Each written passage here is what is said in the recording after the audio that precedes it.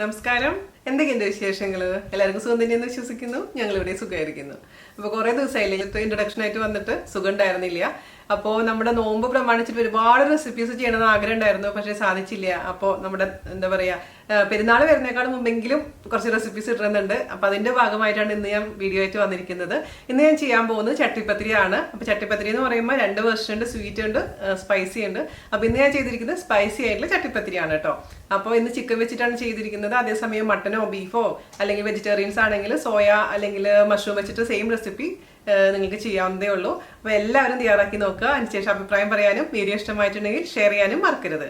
അപ്പോൾ ഒട്ടും താമസിച്ചിട്ട് നമുക്ക് എങ്ങനെയാണ് രുചികരമായ ചട്ടിപ്പത്തിരി തയ്യാറാക്കാം എന്ന് നോക്കിയിട്ട് വരാം. ഓക്കെ, അപ്പോൾ നമുക്ക് വളരെ ടേസ്റ്റി ആയിട്ടുള്ള ചട്ടിപ്പത്തിരി എങ്ങനെയാണ് തയ്യാറാക്കാമെന്ന് നോക്കാം. ഞാനിവിടെ ചിക്കൻ വെച്ചിട്ടാണ് കേട്ടോ ചെയ്യുന്നത്. അപ്പോൾ അതിന് വേണ്ടി 1/2 കിലോ ചിക്കൻ എടുത്തിട്ടുണ്ടായിരുന്നു. 1/2 കിലോ ചിക്കൻ ബോൺലെസ് ചിക്കനാണ് എടുത്തിട്ടുണ്ടായിരുന്നത്. അതേസമയം ബോണുള്ള ചിക്കൻ എടുക്കാം, നമുക്ക് അതിൻ്റെ ഉള്ളിൽ നിന്ന് മാംസം മാറ്റിയാൽ മതി. അപ്പോൾ 1/2 കിലോ ചിക്കനിലോട്ട് 1/2 ടീസ്പൂൺ കുരുമുളക് പൊടി, 1/2 ടീസ്പൂൺ മുളക് പൊടി, 1/4 ടീസ്പൂൺ മഞ്ഞൾപ്പൊടി, അതുപോലെ തന്നെ 1/2 ടീസ്പൂൺ ഉപ്പും കൂടെ ചേർത്തിട്ട് അല്പം വെള്ളം കൂടെ ചേർത്തിട്ട് വേവിച്ച് വെച്ചിട്ടുണ്ടായിരുന്നു. ആ വെള്ളം എല്ലാം വറ്റിയതിന് ശേഷം തണുത്തതിന് ശേഷം ചിക്കന്റെ പീസസ് ഇങ്ങനെ മിൻസ് ചെയ്തെടുത്തിട്ടുണ്ട്. മിൻസ് ചെയ്ത് കൈ കൊണ്ട് എടുക്കാം, പിച്ചെടുക്കാം, അല്ലെങ്കിൽ ഫോർക്ക് വെച്ചെടുക്കാം. ഇതൊന്നും അല്ലെങ്കിൽ ജസ്റ്റ് ഒന്ന് നമുക്ക് മിക്സിയിലിട്ട് ജസ്റ്റ് ഒന്ന് ക്രഷ് ചെയ്തെടുക്കാം. അത് നിങ്ങൾക്ക് എന്താണ് താല്പര്യം അതനുസരിച്ച് ചെയ്തോളൂ. അങ്ങനെ റെഡിയാക്കി വെച്ചിരിക്കുന്ന ചിക്കൻ നമുക്ക് മാറ്റി വെക്കാം. ഇനി നമുക്ക് ഒരു കടായിലോട്ട് വെളിച്ചെണ്ണ ഒഴിച്ചു കൊടുക്കാം. വെളിച്ചെണ്ണ ഇല്ലാത്തവർ നിങ്ങൾക്ക് ഇഷ്ടമുള്ള ഏത് ഓയിലാണ് ആ ഓയിൽ ഒഴിച്ചു കൊടുക്കാം. അതൊന്ന് ചൂടാവട്ടെ കേട്ടോ. അപ്പൊ എണ്ണ ചൂടായിട്ടുണ്ട്. അതിലോട്ട് നമുക്ക് 6 അല്ലി വെളുത്തുള്ളി ചേർത്ത് കൊടുക്കാം. നല്ല വലിയ വെളുത്തുള്ളിയാണ് കേട്ടോ. 6 അല്ലി ചേർത്ത് കൊടുത്തിട്ടുണ്ട്. 1 ടീസ്പൂണോളം വരുന്ന ഇഞ്ചി വളരെ നൈസായി അരിഞ്ഞത്, അതല്ലെങ്കിൽ 2 നന്നായിട്ട് ചതച്ചിട്ടാലും മതിയാകും. പിന്നെ ഞാനിവിടെ ചേർത്ത് കൊടുക്കുന്നത് 6 പച്ചമുളക് വളരെ നൈസായി അരിഞ്ഞതാണ്. പ്രൈസ് ലെവലൊക്കെ നിങ്ങളുടെ ഇഷ്ടത്തിനനുസരിച്ച് മാറ്റം വരുത്തണം കേട്ടോ. ഈ സമയത്ത് നമുക്കൊരു അല്പം ഉപ്പ് ചേർത്ത് കൊടുക്കാം. നമ്മൾ ചിക്കനിൽ ഉപ്പിട്ടുണ്ടായിരുന്നു കേട്ടോ, അതെപ്പോഴും ഓർക്കണേ. ഇനി 3 വലിയ സവാള നൈസായി അരിഞ്ഞത് ചേർത്ത് കൊടുക്കാം. ഞാനിപ്പോൾ ഇതിൽ ചിക്കൻ ഫില്ലിങ് മാത്രം വെക്കുന്നുള്ളൂ. ചിലവർ ഇതിൽ മുട്ടയുടെ ഫില്ലിങ് സെപ്പറേറ്റ് ആയിട്ട് ചെയ്യാറുണ്ട്, 2 ലെയർ ആയിട്ട്. അങ്ങനെയൊന്നുമില്ല, ഞാൻ ഒറ്റ ലെയർ മാത്രമേ ചെയ്യുന്നുള്ളൂ. ഞാൻ ഇതിലോട്ടൊരു തണ്ട് കറിവേപ്പില വളരെ നൈസായി അരിഞ്ഞത് ചേർത്ത് കൊടുക്കുന്നുണ്ട്. കറിവേപ്പില താല്പര്യമില്ലെങ്കിൽ ഒഴിവാക്കാം കേട്ടോ. പിന്നെ അവസാനം കുറച്ച് മല്ലിയിലയും കൂടെ നമുക്ക് ചേർക്കാനുണ്ട്. നമ്മുടെ സവാളയൊക്കെ അത്യാവശ്യം ബ്രൗൺ ഷെയ്ഡ് ആയിട്ടുണ്ട്. നമുക്ക് തീ കുറയ്ക്കണം. ഇതിലോട്ട് മസാലപ്പൊടികളെല്ലാം ചേർത്ത് കൊടുക്കണം. ഒരല്പം മഞ്ഞൾപ്പൊടി, 1 ടീസ്പൂൺ മുളക് പൊടി, അതുപോലെ തന്നെ 1 ടീസ്പൂൺ മല്ലിപ്പൊടി. ഇതെല്ലാം ചേർത്ത് നന്നായിട്ട് മിക്സ് ചെയ്ത് ഇതിന്റെ പച്ചമണം മാറുന്ന വരെ വഴറ്റിയെടുത്തോണ്ടിരിക്കുക കേട്ടോ. ഇനി ഇതിലോട്ട് നമുക്ക് 1 ടീസ്പൂൺ ഗരം മസാല ആദ്യം ചേർത്ത് കൊടുക്കാം. പിന്നെ വേണമെന്നുണ്ടെങ്കിൽ പിന്നെ എക്സ്ട്രാ ചേർത്ത് കൊടുത്താൽ മതി. മിക്സ് ചെയ്യാം. നമ്മൾ സാധാരണ ഇതിൽ തക്കാളി ചേർക്കാറില്ല. അതിന് പകരമായിട്ട് ഞാൻ 1 ടേബിൾ സ്പൂൺ തക്കാളി സോസ് ചേർക്കുന്നുണ്ട്. താല്പര്യമില്ലെങ്കിൽ ഒഴിവാക്കാം കേട്ടോ. അല്ലെങ്കിൽ ഒരു അല്പം തക്കാളി, ചെറിയൊരു തക്കാളി ഒന്ന് ഇട്ടിട്ട് വഴറ്റിയെടുത്താലും മതി. പുളി വേണമെന്നുണ്ടെങ്കിൽ നമ്മുടെ പോലെ തികച്ചത് ഓപ്ഷനിലാണ്. ടൊമാറ്റോ സോസ് ഒഴിച്ചു കൊടുക്കാം. ടൊമാറ്റോ സോസ് ഒഴിച്ചതിന് ശേഷം ഒരു 2 മിനിറ്റോളം വഴറ്റി കൊടുത്തിട്ടുണ്ട്. എന്നിട്ട് നമുക്ക് ചിക്കൻ ഇട്ട് കൊടുക്കാം. നന്നായിട്ടൊന്ന് മിക്സ് ചെയ്ത് കൊടുക്കാം. നന്നായിട്ടൊന്ന് ഇതേപോലെ ഒന്ന് പ്രസ് ചെയ്ത് കൊടുക്കാം. വലിയ കഷ്ണങ്ങളൊക്കെ ഉണ്ടെങ്കിൽ നന്നായിട്ടൊന്ന് ചെറുതായിക്കോട്ടെ. ഒരല്പം ഉപ്പിൻ്റെ കുറവുണ്ട്, ഞാൻ ടേസ്റ്റ് ചെയ്തപ്പോൾ അല്പം മാത്രം ഉപ്പ് ചേർത്ത് കൊടുക്കുക. നിങ്ങളുടെ ഇഷ്ടത്തിനനുസരിച്ച് മാറ്റം വരുത്തുക ഉപ്പിൻ്റെ അളവൊക്കെ കേട്ടോ. പിന്നെ ഒരുപാട് ഡ്രൈ ആക്കരുത് കേട്ടോ. അതേസമയം ഒരുപാട് ഡ്രൈ ആയി തോന്നുകയാണെങ്കിൽ ഒരു ഇച്ചിരി ചൂടുവെള്ളം ഒഴിച്ച് കൊടുത്തോളൂ. എരിവൊക്കെ അത്യാവശ്യം ഉണ്ട്, എന്നാലും ഒരല്പം മാത്രം പെപ്പർ പൗഡർ, അതേപോലെ തന്നെ ഒരല്പം കൂടെ ഗരം മസാല, ഒരു 1/4 ടീസ്പൂണും കൂടെ ഗരം മസാല നമുക്ക് ചേർത്ത് കൊടുക്കാം. നന്നായിട്ട് മിക്സ് ചെയ്ത് കൊടുക്കാം. ഇനി അവസാനമായിട്ട് നമുക്ക് കുറച്ച് മല്ലിയില തൂക്കി ഓഫ് ചെയ്യാം. അപ്പോൾ ഞാൻ പറഞ്ഞ പോലെ ഇത് നിങ്ങൾ പിടിച്ച് നോക്കുമ്പോൾ കുറച്ച് നനഞ്ഞിരിക്കണം കേട്ടോ. അല്ലെങ്കിൽ ഡ്രൈ ആയി കഴിഞ്ഞാൽ നമ്മളത് ഉണ്ടാക്കിയിട്ട് ഉള്ളിൽ കഴിക്കുമ്പോൾ സുഖം ഉണ്ടാവില്ല. ഇപ്പോൾ ജ്യൂസി ആയിരിക്കണം നമ്മുടെ ചിക്കൻ, അത് എപ്പോഴും ശ്രദ്ധിക്കണേ. അപ്പോൾ അല്ലെങ്കിൽ ഞാൻ പറഞ്ഞ പോലെ ഇച്ചിരി ചൂടുവെള്ളം ഒഴിച്ച് മിക്സ് ചെയ്ത് എടുത്താൽ മതി. നമുക്ക് മല്ലിയില കുറച്ച് ഇട്ട് കൊടുക്കാം. മല്ലിയില താല്പര്യമില്ലെങ്കിൽ ഒഴിവാക്കും. നിങ്ങൾക്ക് ഒരു ദിവസം മുന്നേ തന്നെ ഈ ഫില്ലിങ് റെഡി ആക്കിയിട്ട് ചൂടാറിയതിന് ശേഷം ഫ്രിഡ്ജിലെടുത്ത് വെച്ചാൽ മതി. എന്നിട്ട് നമുക്ക് പിറ്റേ ദിവസം ഉണ്ടാക്കിയെടുക്കാം. എല്ലാം കൂടെ ഒരുമിച്ച് ഒറ്റ ദിവസം തന്നെ ചെയ്യണമെന്നൊരു നിർബന്ധമില്ല. അപ്പോൾ ഒരു കാര്യം ഇടാൻ മറന്നു പോയിട്ടുണ്ട്. അതായത് ഞാനിതിൽ കുറച്ച് അണ്ടിപ്പരിപ്പ് നെയ്യിൽ വഴറ്റിയിട്ടുണ്ട്, അത് ഇട്ട് കൊടുക്കുകയാണ് കേട്ടോ. കുറച്ച് നെയ്യോട് കൂടിയിട്ട് അണ്ടിപ്പരിപ്പ് താല്പര്യം ഉണ്ടെങ്കിൽ. അതുപോലെ തന്നെ കുറച്ച് കിസ്മിസും അതും വറുത്തിട്ടുള്ളതാണ് നെയ്യിൽ മിക്സ് ചെയ്ത് കൊടുക്കുക. അതൊന്ന് കടിക്കാൻ വേണ്ടിയിട്ട് ചിലർക്ക് നല്ല ഇഷ്ടമായിരിക്കും. അത് ഇഷ്ടമില്ലാത്തൊരു ഒഴിവാക്കുക. അപ്പോൾ ഒരു നെയ്യിന്റെ മണം കൂടെ. പിന്നെ വഴറ്റുന്നത് നിങ്ങൾക്ക് നെയ്യിൽ ആദ്യം തന്നെ നെയ്യിൽ തന്നെ വഴറ്റാട്ടോ, കുഴപ്പമൊന്നുമില്ല. അതുപോലെ തന്നെ അവസാനമായിട്ട് ഞാൻ 2 പച്ചമുളക് കൂടി ഇടുന്നുണ്ട്, ഇച്ചിരിയും കൂടെ എരിവ് കിട്ടാൻ വേണ്ടിയിട്ട്. അതൊരു കഴിക്കുന്ന സമയത്തൊന്ന് ഇടയ്ക്കൊരു പച്ചമുളക് കടിക്കുമ്പോൾ ഒരു പ്രത്യേക ടേസ്റ്റാണ്. മിക്സ് ചെയ്യുക. നമുക്ക് ചൂടാറാൻ വേണ്ടിയിട്ട് വേറൊരു പാത്രത്തിലോട്ട് മാറ്റി വയ്ക്കും. അപ്പോൾ ഞാൻ ഇവിടെ തയ്യാറാക്കിയ ചിക്കൻ്റെ കൂട്ട് ചൂടാറാൻ വേണ്ടി മാറ്റി വെച്ചിട്ടുണ്ട്. നമുക്കിനി വേണ്ടത് ദോശ ഉണ്ടാക്കലാണ്. നമുക്ക് 2 തരത്തിൽ ചെയ്യാൻ പറ്റും. അത് ചപ്പാത്തി പോലെ പരത്തി അത് അങ്ങനെ വെച്ചും ചെയ്യാം. നമുക്ക് ചട്ടിപ്പത്തിരി അതല്ലെങ്കിൽ ദോശ പോലെ ഉണ്ടാക്കിയിട്ടും ചെയ്യാം. ഞാനിപ്പോൾ എളുപ്പത്തിലുള്ള ദോശ പോലെയാണ് ഉണ്ടാക്കിയിട്ടാണ് ചെയ്യാൻ പോകുന്നത് കേട്ടോ. അപ്പോൾ ദോശ ഉണ്ടാക്കാൻ വേണ്ടിയിട്ട് നമുക്ക് മൈദയാണ് ഉപയോഗിക്കേണ്ടത്. മൈദ 1.5 കപ്പ്. മൈദ 1.5 കപ്പ് നമുക്ക് മിക്സിയുടെ ഒരു ബൗളിലോട്ട് ഇട്ട് കൊടുക്കാം. നിങ്ങൾക്ക് മിക്സിയിൽ വേണമെന്നൊന്നുമില്ല കേട്ടോ. മിക്സിയിൽ ചെയ്യണമെങ്കിൽ പെട്ടെന്ന് തന്നെ എല്ലാം കട്ടകളൊക്കെ ഒഴിവാക്കാൻ പറ്റും. അതിന് വേണ്ടിയിട്ടാണ് ഞാൻ മിക്സി എടുക്കുന്നത്. അപ്പോൾ 1.5 കപ്പ് മൈദ ഞാൻ ഇതിലേക്ക് ഇട്ട് കൊടുക്കട്ടെ കേട്ടോ. 1.5 കപ്പ് മൈദ ചേർത്ത് കൊടുത്തിട്ടുണ്ട്. നമുക്ക് ഇതിലേക്ക് ആവശ്യത്തിന് ഉപ്പ് ചേർത്ത് കൊടുക്കാം. ഒരു 1/2 ടീസ്പൂണോളം. അതേപോലെ തന്നെ ഒരു 1/4 ടീസ്പൂൺ കുരുമുളക് പൊടി, ഒരു നുള്ള് ഷുഗർ, അതുപോലെ തന്നെ ഒരു മുട്ട. പിന്നെ നമുക്ക് വേണ്ടത് വെള്ളമാണ്. 1.5 കപ്പ്. ഞാൻ കഴിഞ്ഞ ദിവസം ഉണ്ടാക്കിയപ്പോൾ അളന്ന് വെച്ചിട്ടുണ്ടായിരുന്നു. പക്ഷേ നിങ്ങളുടെ ഓരോരുത്തർക്ക് മാറ്റം വരും കേട്ടോ. അപ്പോൾ 1 കപ്പ് ഒഴിച്ചിട്ട് നമുക്കൊന്ന് മിക്സ് ചെയ്യുക ഫോർക്ക് വെച്ചിട്ട്. അതിനുശേഷം ആവശ്യത്തിന് വെള്ളം ഒഴിച്ചിട്ട് നന്നായിട്ട് ഇത് അടിച്ചെടുക്കണം. അപ്പോൾ മൊത്തത്തിൽ 1.5 കപ്പ് പൊടിക്ക് 1.5 കപ്പ് വെള്ളം ഒഴിച്ച് കൊടുത്തിട്ടുണ്ട്. നന്നായിട്ടൊന്ന് മിക്സ് ചെയ്യുക, അടിച്ചെടുക്കാം. അപ്പോൾ കറക്റ്റ് ആയിട്ടുണ്ട് കൺസിസ്റ്റൻസി. നമുക്ക് ഒരു ബൗളിലോട്ട് ഒഴിച്ച് കൊടുക്കാം. ഉപ്പും ഒക്കെ കറക്റ്റാണ് ഞാൻ നോക്കിയപ്പോൾ. അപ്പോൾ നമുക്ക് ദോശ ഉണ്ടാക്കാനുള്ള ബാറ്റർ റെഡി ആയിട്ടുണ്ട്. ഇനി നമുക്ക് വേണ്ടത് മുട്ടയുടെ ഒരു ബാറ്ററാണ്. അതായത് നമുക്ക് അതിലെ മുട്ടയിലാണ് ദോശ ഉണ്ടാക്കിയിട്ട് മുക്കിയെടുക്കേണ്ടത്. അതിനുള്ള മുട്ടയുടെ കൂട്ട് നമുക്ക് റെഡിയാക്കാം. ഇത് നമുക്ക് മാറ്റി വയ്ക്കാം. അപ്പോൾ മുട്ടയുടെ കൂട്ട് തയ്യാറാക്കാൻ വേണ്ടിയിട്ട് നമുക്കൊരു പാത്രത്തിലോട്ട് 3 മുട്ട പൊട്ടിച്ച് വയ്ക്കാം. ഇനി അതിലോട്ട് നമുക്ക് ചേർത്ത് കൊടുക്കേണ്ടത് 2 നുള്ളി ഉപ്പ്, 1/2 ടീസ്പൂൺ ഷുഗർ. ആദ്യം തന്നെ നന്നായിട്ട് ഇതങ്ങ് ബീറ്റ് ചെയ്യാം. പിന്നെ നമുക്ക് 1/4 കപ്പ് പാല്, റൂം ടെമ്പറേച്ചറിലുള്ള പാലാണ് ഒഴിച്ച് കൊടുത്തിരിക്കുന്നത്. മിക്സിയിലിട്ടൊന്ന് അടിച്ചെടുത്തു കേട്ടോ. നമ്മുടെ മുട്ടയും പഞ്ചസാരയും ഉപ്പും അതുപോലെ തന്നെ പാലും. അപ്പോൾ അങ്ങനെ മിക്സിയിലിട്ട് അടിക്കണമെന്ന് യാതൊരു നിർബന്ധവുമില്ല.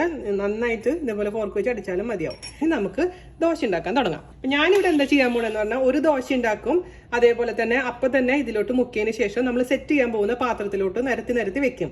സാധാരണ രീതിയിൽ ചിലവർ എങ്ങനെ ചെയ്യാന്ന് വെച്ചാൽ ആദ്യമേ തന്നെ ദോശ റെഡിയാക്കി വെക്കും. 8 ദോശയോ 10 ദോശയോ എത്ര കിട്ടുന്നത് അത്രയും ദോശ റെഡിയാക്കി വെച്ചതിന് ശേഷമാണ് സെറ്റ് ചെയ്യുക. പക്ഷെ ഞാൻ ഓരോ ദോശ ഉണ്ടാക്കുമ്പോഴും നമുക്ക് സെറ്റ് ഞാൻ കാണിച്ചു തരാം. അപ്പം നിങ്ങൾക്ക് മനസ്സിലാവും.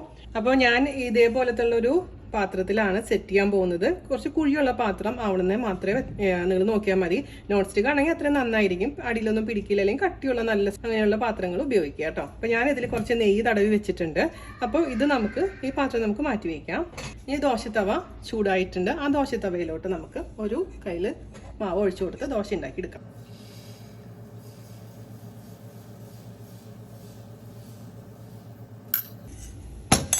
ആദ്യത്തെ ദോശ പരത്തിയിട്ടുണ്ട്. ഇത് ഒന്നാവുമ്പോൾ തിരിച്ചിടാം. 2 സൈഡും റെഡിയാക്കിയതിന് ശേഷം നമുക്ക് ദോശ തവയിൽ നിന്ന് എടുക്കാം. ഇപ്പോൾ 2 ഭാഗവും റെഡി ആയിട്ടുണ്ട്. നമുക്ക് ഒരു 2 മിനിറ്റ് ഒന്ന് വെയിറ്റ് ചെയ്തതിന് ശേഷം മുട്ടയുടെ കൂട്ടിലോട്ടൊന്ന് മുക്കിയെടുക്കാം. അപ്പോൾ ദോശ ഒന്നിൻ്റെ മുകളിലൊന്നും വെച്ച് ഒട്ടിപ്പിടിക്കുന്നില്ല കേട്ടോ. നിങ്ങൾക്ക് ദോശ ആദ്യമേ തന്നെ റെഡിയാക്കി വെച്ചിട്ട് ഇത് സെറ്റ് ചെയ്യാവുന്നതേ ഉള്ളൂ. ഞാൻ പക്ഷേ അപ്പോൾ ചെയ്യുന്നുണ്ട്. അപ്പോൾ മുട്ടയുടെ കൂട്ടിൽ നമ്മുടെ ദോശ മുക്കിയിട്ടുണ്ട്. നമുക്കിനി നമ്മുടെ സെറ്റ് ചെയ്യാൻ പോകുന്ന പാത്രത്തിലോട്ട് ഈ ദോശ അങ്ങ് വെച്ച് കൊടുക്കാം.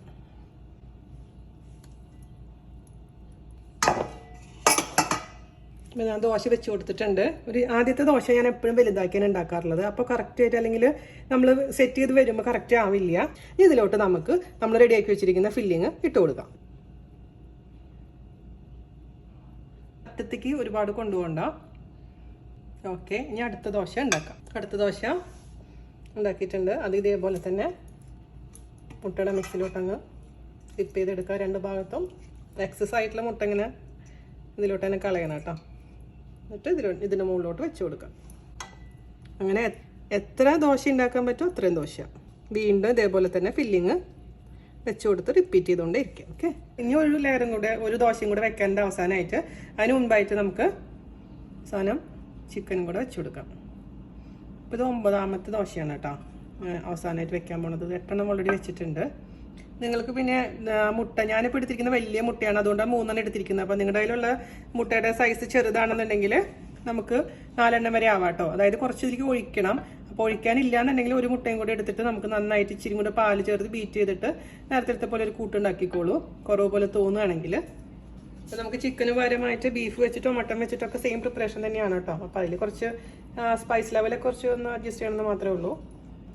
അവസാനത്തെ ദോശയും കൂടെ നമുക്കങ്ങ് വെച്ച് കൊടുക്കാം. അവസാനത്തെ ദോശ ഉണ്ടാക്കുമ്പോഴും കുറച്ച് വലുതാക്കി ഉണ്ടാക്കാൻ ശ്രദ്ധിച്ചോളൂ കേട്ടോ. ആദ്യത്തെയും എപ്പോഴും വലിയ ദോശയായിരിക്കണം. മൊത്തത്തിലൊന്ന് കവർ ചെയ്ത് കൊടുക്കാൻ പറ്റുന്ന രീതിയിലുള്ള വലിപ്പം വേണം. എല്ലാം കവറായിട്ടുണ്ട്. ഇനി ഇതിൻ്റെ മുകളിൽ നമുക്ക് കുറച്ച് നെയ്യൊന്ന് സ്പ്രെഡ് ചെയ്ത് കൊടുക്കണം. നെയ്യ്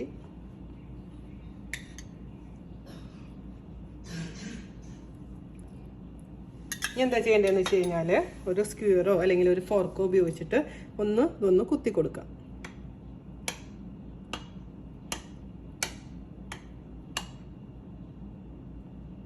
ഓക്കെ, അതിനുശേഷം സൈഡൊക്കെ ഒന്ന് ഇട്ടിച്ച് കൊടുക്കുക.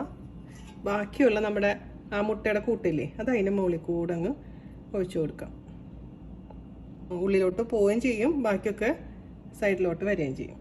അപ്പോൾ ഈ മുട്ട ഉള്ള കാരണം നമ്മുടെ പാനിൽ, നമ്മുടെ കടായിൽ ഇത് ഒട്ടിപ്പിടിക്കില്ല, ഇട്ട് വരും പെട്ടെന്ന് തന്നെ. ഇനി നമുക്കിത് അടച്ചിട്ട് തവ ചൂടാക്കുക. ആ തവയുടെ മുകളിൽ വെച്ചിട്ടാണ് ഇത് നമുക്ക് ബേക്ക് ചെയ്തെടുക്കേണ്ടത്. അതായത് ഡയറക്റ്റ് ആയിട്ട് നമുക്കിത് തീയിൽ വെക്കാൻ പാടില്ല എന്ന് ചുരുക്കം. അപ്പോൾ തീയിൽ ഡയറക്റ്റ് ആയിട്ട് ഇത് വെക്കുകയാണെങ്കിൽ പെട്ടെന്ന് തന്നെ കരിഞ്ഞു പോകും. അതുകൊണ്ട് ഒരു ദോശത്തവ ചൂടാക്കാൻ വെക്കുക ലോ ഫ്ലെയിമിൽ.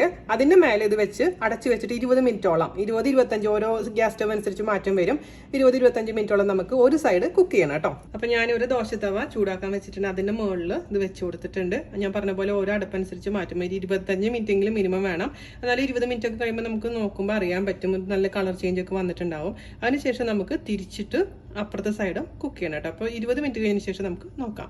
ലോ ഫ്ലെയിമിൽ വെക്കാൻ മറക്കരുത് കേട്ടോ. അത് മീഡിയം ഉള്ള തീയുള്ള അടുപ്പാണ് ഞാൻ ഉപയോഗിക്കുന്നത്, അതുകൊണ്ട് അതിൽ ഏറ്റവും ലോ ഫ്ലെയിം. അപ്പോൾ 20 മിനിറ്റ് കഴിഞ്ഞിട്ടുണ്ട്. നമുക്ക് ഇതിൽ നിന്ന് വേറൊരു തവയിലോട്ട് കമത്തി വെക്കണം. അപ്പോൾ ഇതിൽ ജസ്റ്റ് ഒന്ന് കുറച്ച് നെയ്യോ എണ്ണയോ ഒന്ന് പുരട്ടി കൊടുക്കാൻ മറക്കരുത് കേട്ടോ. ഇത് തിരിച്ച് ഇതിലോട്ട് ഇടാൻ പോവുകയാണ് ഞാൻ.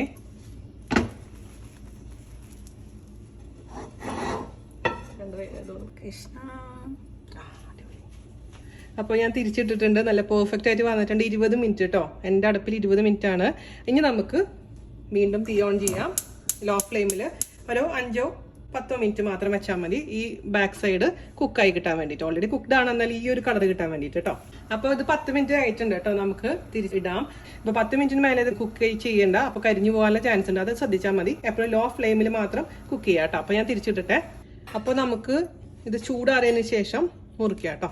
അപ്പോൾ നമുക്കൊന്ന് മുറിക്കാം കേട്ടോ.